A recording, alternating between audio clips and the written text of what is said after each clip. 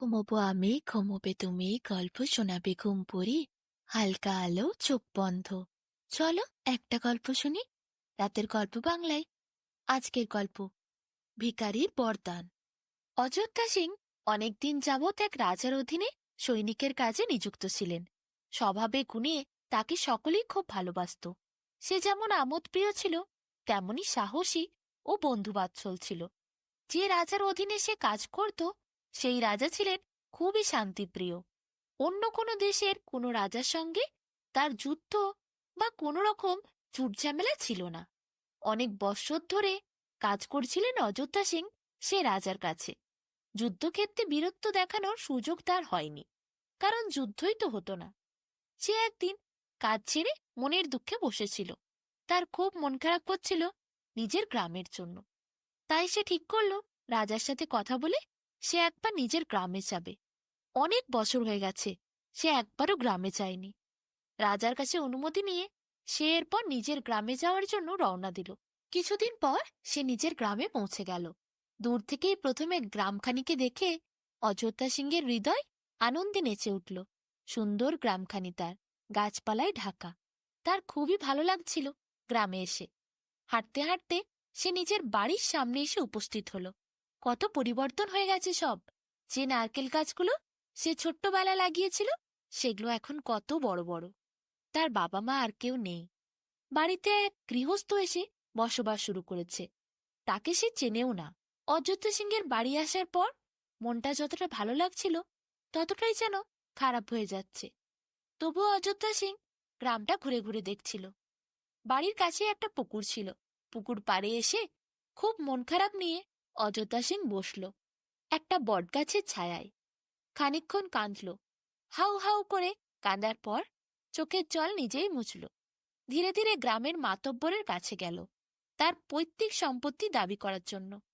গ্রামের বৃদ্ধ মাতব্বর তার হাতে একটি আদুলি দিয়ে বলল, বাপু, তোমার বাবা কি কিছু রেখে গেছিল?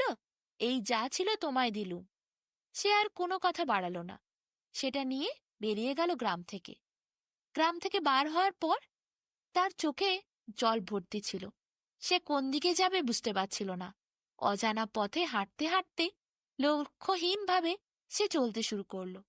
সন্ধ্যের পর সে একটি বনের সামনে গিয়ে উপস্থিত হল। এরপর রাত নামবে। এমন সময় তার সাথে দেখা হলো এক গরিব ভিখারির। গরিব ভিখারিটি অযোধ্যা সিংকে দেখতে পেয়ে তার কাছে গিয়ে দুঃখের কথা বলে ভিক্ষা চাইল। অযোধ্যা সিংহের মনে খুব মায়া ছিল। সে ভিখারির কথায় গলে গেল। তারপর কোনো কিছু চিন্তা ভাবনা না করে তার কাছে থাকা একমাত্র সম্বল, তার আদুলিটি, ভিক্ষুককে দান করে দিল। বৃদ্ধ ভিক্ষুকটি অযোধ্যা সিংহের এই ব্যবহারে তার এত মায়া করুণা দেখে মুগ্ধ হয়ে গেল। সে বলল, বৎস, তোমার এই দয়ার ব্যবহারে আমি অতি সন্তুষ্ট হয়েছি। তুমি আমার আশীর্বাদে চিরদিন মনের আনন্দ ফিরে পাবে। তুমি কি চাও বলো, আমি তোমায় সেই বরই দেব। তোমার বাসনা আমি পূর্ণ করব।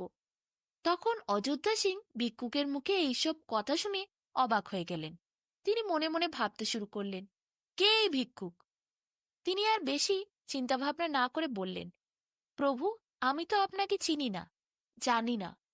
আপনার যদি এই অধমের প্রতি করুণা হয়ে থাকে, তবে আপনি আমায় একটি বর দিন, যাতে আমি ইচ্ছা মাত্র নিজে পৃথিবীতে যে কোনো জন্তুর আকার ধারণ করতে পারি।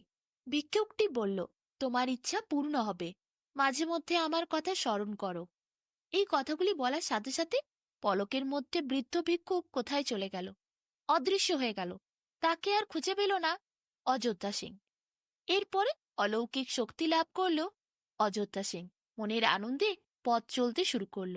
ততক্ষণ রাত নেমে গেছিল, তাই চলতে চলতে সামনে একটি গাছ দেখতে পেয়ে অযোধ্যা সিং ভাবল, এই গাছের তলাতেই আজ রাতটা কাটিয়ে দেবে।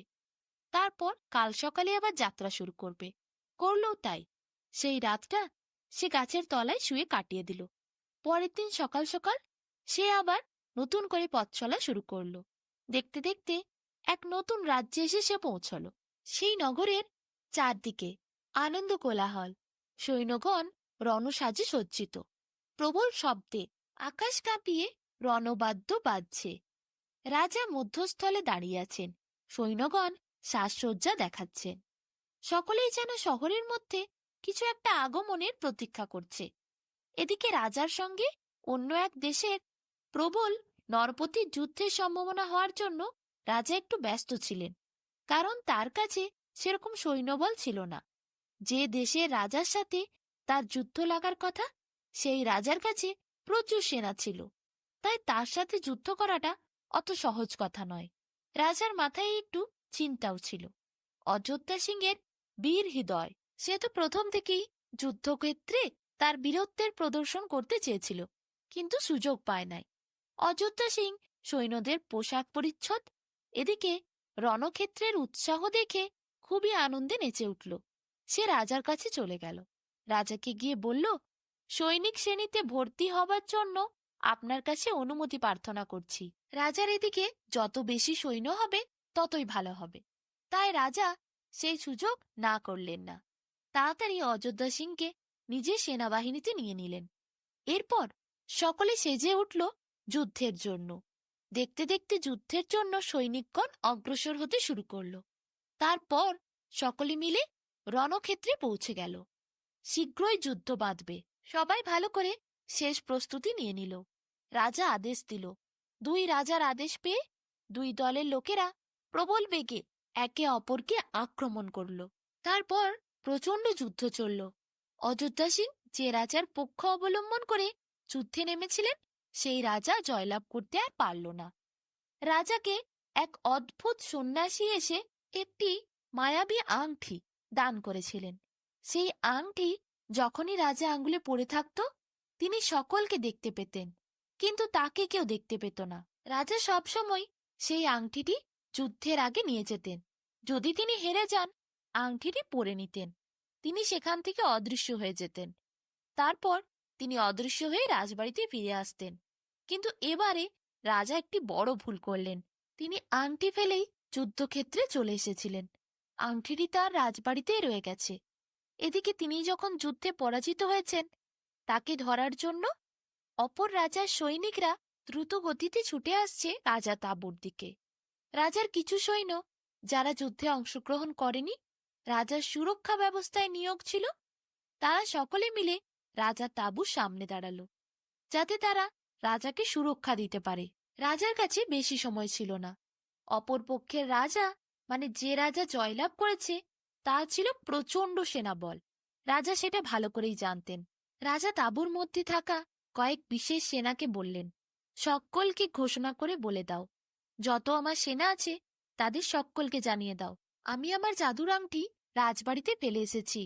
এই কয়েক ঘন্টার মধ্যে, যতক্ষণ আমার সেনারা সুরক্ষিত করবে, আমাকে তাঁবুর সামনে সুরক্ষা দেওয়ার জন্য লড়াই করবে, সেই সময়ের মধ্যে যে আমার আংটি এনে আমায় দিতে পারবে, সেই সেনার সাথেই আমি আমার একমাত্র কন্যা লীলাবতীর বিয়ে দেব।